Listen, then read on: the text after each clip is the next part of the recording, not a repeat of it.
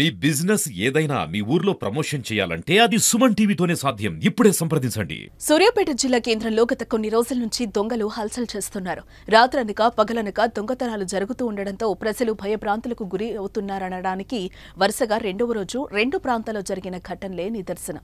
1వ వార్డులోని పిఎన్ఆర్ కాలనీలో రాత్రిళ్లు గోడకు కన్నం వేసి దొంగతనానికి పాల్పడ్డ ఘటన మరవక ముందే పట్టణ నడిబొడ్డున ఓ దొంగ పట్టపగలే వృద్ధురాలు మెడలో నుంచి బంగారు గొలుసును దొంగలించాడు. దీన్ని గమనించిన యువకులు అతన్ని వెంబడించి దొంగను పట్టుకుని చితకబాతగా గొలుసు తిరిగి వృద్ధురాలికిచ్చాడు.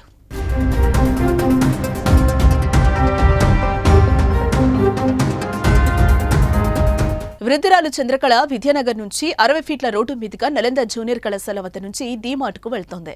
అయితే దొంగ కొంత దూరం తన వెంటే వచ్చాడు. నడుచుకుంటూ వెళ్తున్న క్రమంలో దొంగ తన మెడలో నుంచి సుమారు 2.5 గ్రాములున్న బంగారు గొలుసును తీసుకుని పారిపోతూ ఉండగా తాను అరవడంతో కొంతమంది యువకులు వచ్చి అతన్ని పట్టుకున్నట్లుగా వృద్ధురాలు వివరించింది.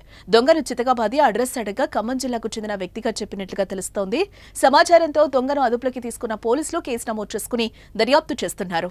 ఇది నేను ఆడ వస్తున్నానండి, డిమార్ట్ పోదామని పోతున్నా సారు. డిమార్ట్ పోతుంటే కారం మిల్లు ఉన్నదండి. కారం మిల్లు కొద్దిగా అంటే ఒకటే అడుగు అయితే కారం మిల్లు వస్తుంది. ఏది నాది చేయి మీద చేయలేడు చూసేసరికి వేసుకొని ఉత్తనే ఉండు. అయితే ఏంద్రా దొంగ దొంగ దొంగ ఏంద్రా నా తీసుకుపోతేనే అరుస్తూనే ఉన్నా దొంగ దొంగ అనగానే వాళ్ళు వెళ్ళిండు. ఎన్ని తులాల బంగారం అది 2 తులాల కొంచెం పెంచి ఉంటదండి. నిన్నేమన్నా అడిగిండా? అదొకటి అడిగాను.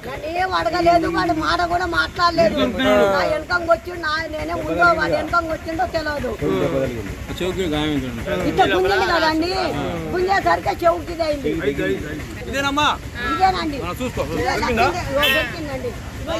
ఆడ పడ్డాడు తెమ్మిన చూద్దాం.